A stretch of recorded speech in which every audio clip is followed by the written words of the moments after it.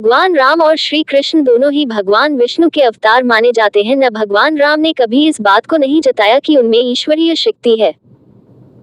राम ने सामान्य मनुष्य की भांति पत्नी के राह में आंसू बहाए, पत्नी के योग में भूमि पर सोए, दूत भेजकर शत्रु की ताकत का अंदाजा या न श्री कृष्ण ने समय समय अद्भुत लीला खाकर लोगों को श्वास लाया कि वह 16 कलाओं से संपन्न मानव नहीं, महामानव विष्णु के अवतार हैं।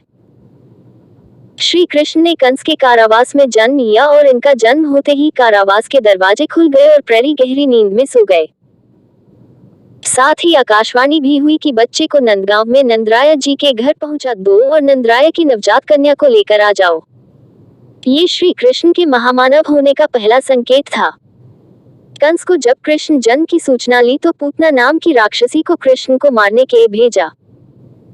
पूतना ने कृष्ण को चुरा लिया और अपने वक्ष पर जहर लगाकर उन्हें अपना दूध लाने लगी। श्री कृष्ण ने पूतना के वक्ष स्थल से उसके प्राण ही खींचे और विशालकाया राक्षसी खुद मृत्यु को प्राप्त हो गई। जिन्होंने श्री कृष्ण की इस लीला को देखा वह हैरान था, क्योंकि पूतना ने नंदगांव के सभी नवजात बच्चों को मार डाला था। नन्हे कृष्ण ने पूतना को ही यमपुरी पहुंचाया। उसी समय से लोगों ने कहना शुरू कर दिया, कृष्ण सामान्य मनुष्य नहीं, कोई महामानव है। या नाग को कंस ने यमुना में भेज दिया। इसके जहर से यमुना का जल काला पड़ गया।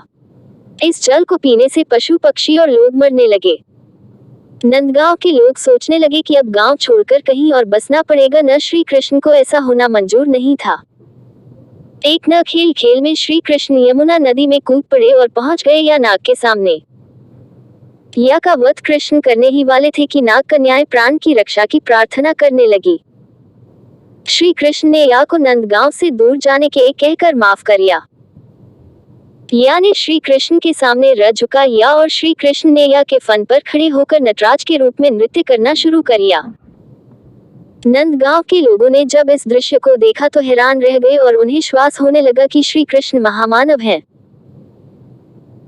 इंद्र द्वारा मूसलाधार बरसात ए जाने पर नंदगांव के पशुओं और लोगों की रक्षा के श्री कृष्ण ने गोवर्धन पर्वत को अपनी छोटी उंगली पर उठाया और कई दिनों तक सब कुछ सामान्य चलता रहा। तब इंद्र को माफी मांगने के लिए श्री कृष्ण के सामने आना पड़ा।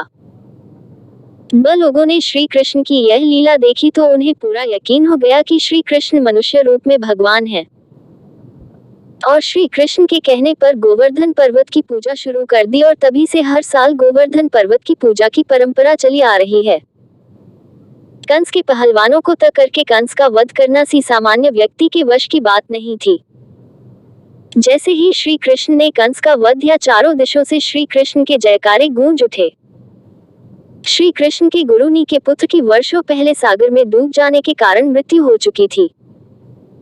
गुरु दक्षिणा देने के समय श्री कृष्ण ने गुरु के मन की बात जान ली और उनके पुत्र को वापस तक करके उन्हें लौटाया। जब गुरु ने अपने पुत्र को देखा तो उन्हें यकीन हो गया कि श्री कृष्ण मनुष्य देह धारण हुए वास्तव में परमात्मा है, क्योंकि मरे हुए व्यक्ति को करना सी मनुष्य या सामान्य देवता के वश की बात नहीं है। चीरहरण के समय द्रौपदी ने श्री कृष्ण का ध्यान लिया था और द्रौपदी की साड़ी इतनी लंबी होती चली गई कि दुशासन थक कर बैठ गया। इस तरह श्री कृष्ण ने द्रौपदी की लाज बचाई।